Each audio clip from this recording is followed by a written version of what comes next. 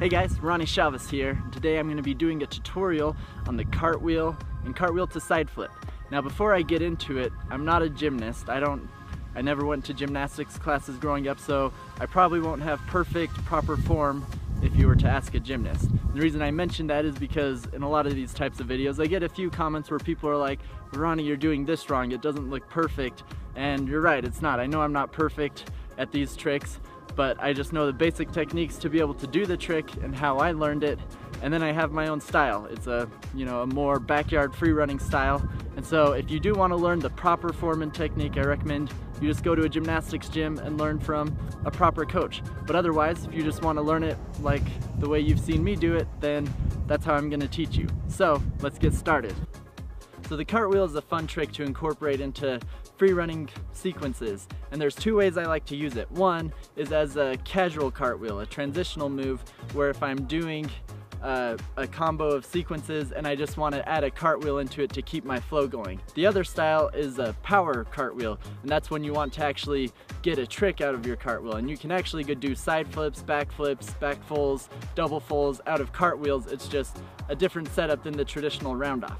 So the cartwheel is actually a simple move to learn in theory, but it still takes practice to get it down properly, and especially if you want to start getting power out of them to do side flips. So first you're going to want to choose which arm and leg you're going to be taking off with. I go off my right leg because my right leg is my strong leg and my right arm is my strong arm, and that's the first arm I'm going to be planting on the ground.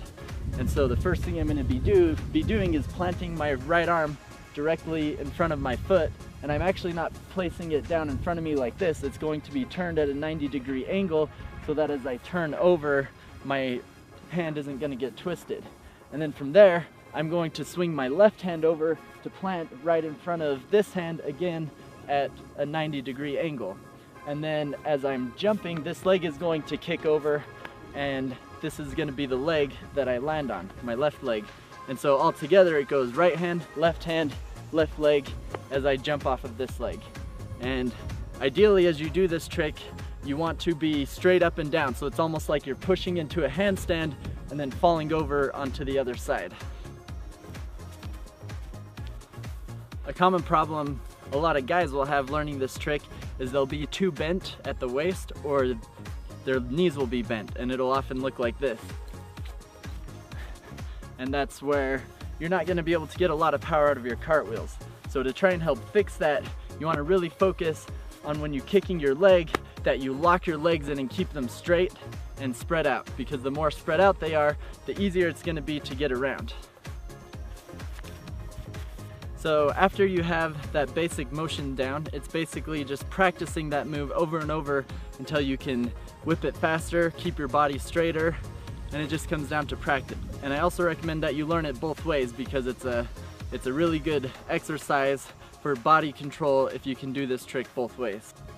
So as you go into the cartwheel to side flip, make sure you have proper side flips learned first, because otherwise the cartwheel can just make it harder to learn proper technique on the side flip, because it does feel slightly awkward to go into it. So if you do have a side flip down and you have your cartwheel down, now it's just combining the two to get the most power out of it. So when incorporating power into the cartwheel, you're going to want to do the same technique, but as you take off, you're going to want to whip a lot faster. So you're going to want to kick this back leg harder and keep everything tighter and closer together so it gets you around faster, because that momentum of that whip is what's going to transfer into your flip when you do the side flip. When you're coming up from the cartwheel, you don't want to have too much air time, because you want to have a lot of momentum that's going to be pushing you into the ground so that you can push away from the ground and turn it into vertical momentum, just like the blocking technique with normal front flips or side flips. So from here, I'm going to have all this momentum that's carrying me up like this, and that's where I'm going to throw my arms up and begin to set my chest that direction so that I can flip that direction. But if I'm leaning too far this way as I do it, then I'm not going to be going up, I'm going to be going sideways.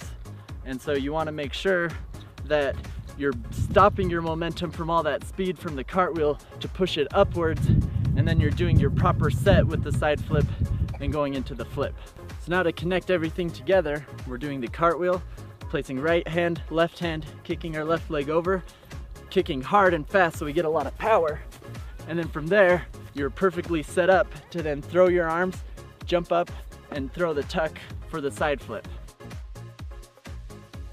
If you still need to work on your side flip, then feel free to check out my side flip tutorial. You can follow a link to that.